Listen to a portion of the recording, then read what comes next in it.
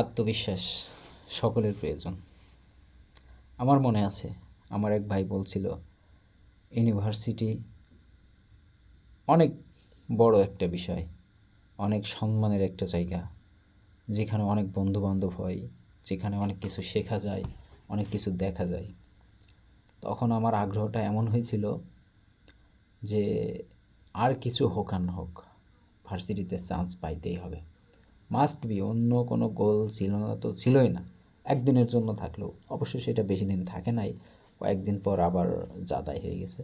তবে এত পরিমাণে নিজের ভিতর কনফিডেন্স তৈরি হয়েছিল, প্লাস ইউনিভার্সিটিতে পড়ার আগ্রহ তৈরি হয়েছিল, যেটা বলে বোঝানো না যায় না।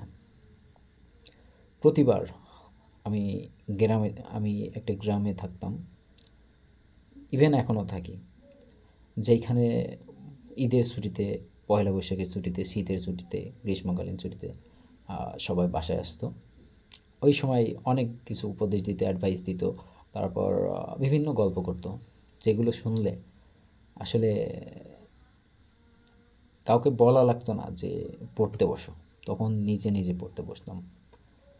এমন একটা অবস্থা হইতো যে আমাকে আর কিছু যাহাই হোক, আমার পড়াশোনা দরকার হলে সারাদিন পড়াশোনা করবো, তারপরেও ভার্সিটিতে চান্স পাইতেই হবে। তো এমন একটা বড় ভাই সকলের প্রয়োজন থাকে, সব জায়গায় প্রয়োজন থাকে। আসলে আমি যেটা মাঝে মাঝে পেতাম, অনেকেই সেটা সব সময় পাই, প্লাস কেউ কেউ কখনো পায় না।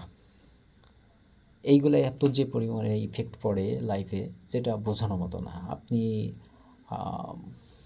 প্রাইমারি লেভেলে বলেন, হাই স্কুল লেভেলে বলেন, দেখেন ভালো করে যে একজন উৎসাহ দিচ্ছে, একজনকে তিরস্কার করছে, একজনকে মারধর করছে, এটার ভিতরে কোনজন সবচেয়ে বেশি সফল হয়? একজন খারাপ ছাত্রকেও যদি উৎসাহ দেওয়া হয়, সে আরও ভালো করবে, মাস্ট বি ভালো করবেই করবে। এরকম জীবনে, লাইফে প্রতিটি ক্ষেত্রে এরকমটা দেখা যায়। আপনি ব্যবসা করতে যাচ্ছেন, ব্যবসায় প্রথমেই যদি বলে বসে আপনার সিনিয়র যারা আছেন, যাদের আপনি রেসপেক্ট করেন, তারা যদি প্রথমেই বলে বসে, হ্যাঁ কী করতেছো, এটা কখনো তোমার দ্বারাই হবে না, তুমি পারবা না। হুদায় আমার তো মনে হয়, আমার যদি এরকম কেউ বলে, আমি সে থুয়ে হয়ে চলে আসবো, সেই কাজই করবো না। আমার নিজের কথাই বলছি, আর আপনাদের কথা কী বলবো, সবার ক্ষেত্রে সেমটাই হয়। তাই আর যদি কেউ বলে, না তুমি এইটা করছো অনেক ভালো হয়েছে, এইভাবে না, এইভাবে ট্রাই করো, এটা আরও ভালো হবে, আর এটা করলে এই হয়, এটা করলে এই করা যায়, দেখবেন মানে আপনি যদি এর আগে আপনার টোটাল স্কোর 70 থাকে, পরবর্তীতে আপনি 90 হয়ে যাবে আপনার, ইভেন 100-এ হয়ে যেতে পারে। তো এটা অবশ্য সবার সৌভাগ্য, কি বলবো, ভাগ্য বলা যাবে না, এটা সৌভাগ্য, সবার হয় না, সবার ক্ষেত্রে এটা থাকে না, চাইলেও পাওয়া যায় না। এটা এমন একটা বিষয় যেটা পুরোপুরি লাকের উপর নির্ভর করে। তো আমার মনে হয় আপনাদের ভেতরেও এমন অনেকেই আছেন যাদের সাথে এমনটা হয়। তো সকলকেই বলবো যে কখনো আমি উৎসাহ পাই নাই, এর জন্য আমার ছোটো ভাইদের উৎসাহ দেবো না, পরবর্তী জেনারেশনকে উৎসাহ দেবো না, এটা হয় না।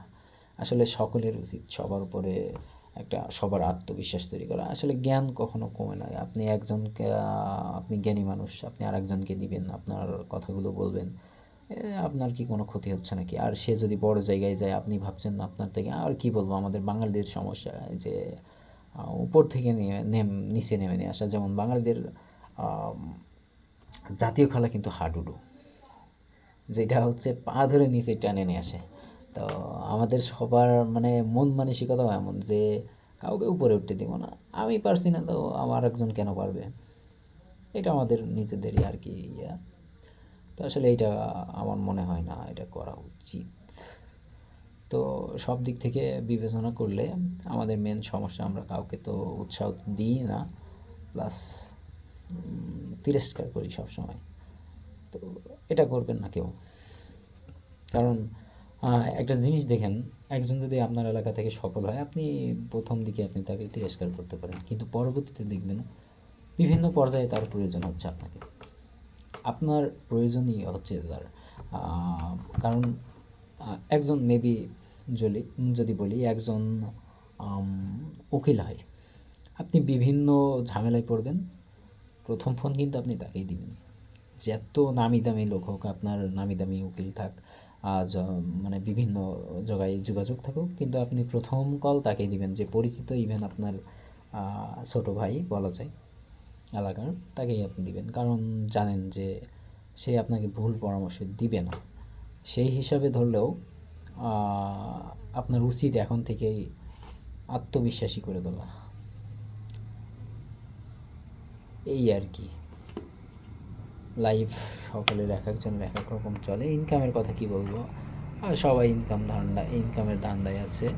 তো টোটালে যদি বলি, আমাদের সকলের উচিত আরেকজনের পাশে দাঁড়ানো,